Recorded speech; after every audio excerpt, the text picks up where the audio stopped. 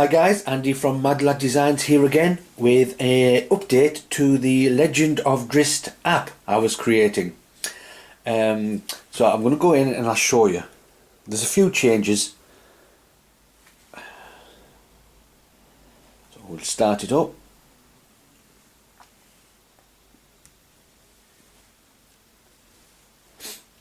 Right, here we go. So as you can see, it's now called Turn Tracker. So we have a bit of a change on the splash screen, and we have Legend of Drizzt at the top, and now the version number at the bottom. I don't think you can see that if I zoom out slightly. There we go. At the bottom, we got version 1.0. So a bit of a change of the splash screen there.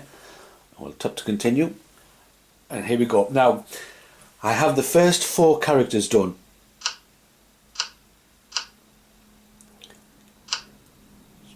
You can see by the titles,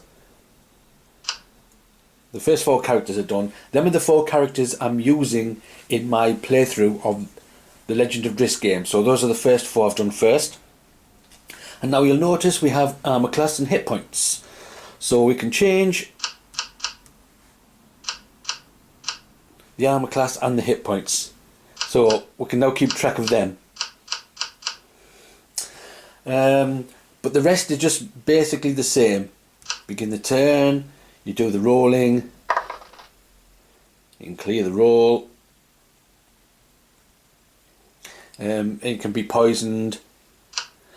Now when you end turn, now in the game, when you're playing the game, you cannot be poisoned and roll to end the poison in the same turn, because you get poisoned somewhere in the villain phase, maybe an encounter card or maybe a monster or something like that, but you can only roll to remove poison in the hero phase.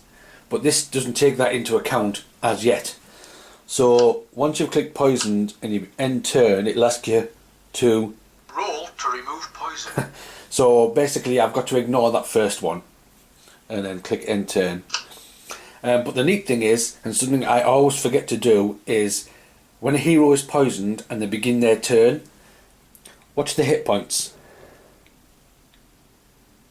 Remember, this character is poisoned. It automatically takes the hit point off, which is something I always forget to do at the start of a hero's turn when they are poisoned. So at least I've got that. And of course when end turn, roll to remove poison. Yes, poison is off. Take the poison off. End the turn. Begin the turn. Doesn't take any hit points off because they're not poisoned. So I can move between them. Still keeps the hit points and everything.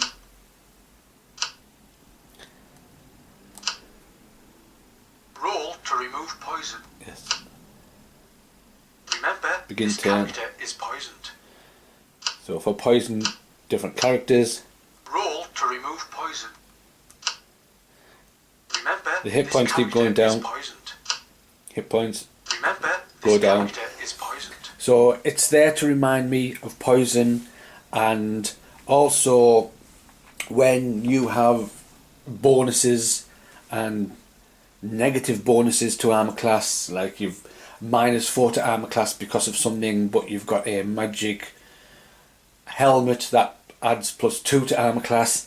You're not trying to think in your head, right, -4 +2, and I've got this that takes 1 away but adds 1 because of that. You know, it just goes and goes and goes round in your head. So it's easier to just add those up. So yeah, I just thought I'd give you a quick show on how the turn tracker, as it's now called, is coming along.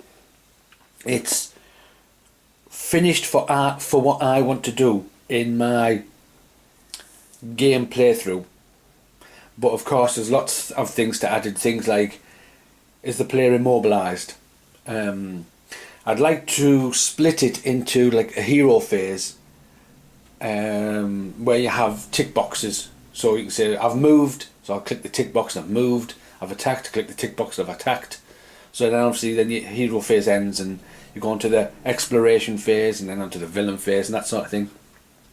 So it's a long way to go yet, but it is working for the first 4 characters.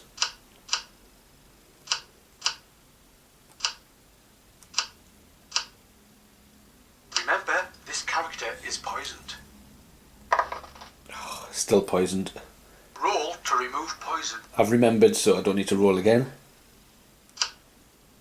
Remember, this character is poisoned. Just down to 6 hit points. Yes. So he's no longer poisoned. And the turn. Begin turn. Hit points don't go down. Fantastic. Yeah, so that was it. Just thought I'd show you that. I've had somebody ask if they can beta test it. Yes. I will give it out. But you need to install a program on your mobile device called Cocoon JS. In fact, I'll go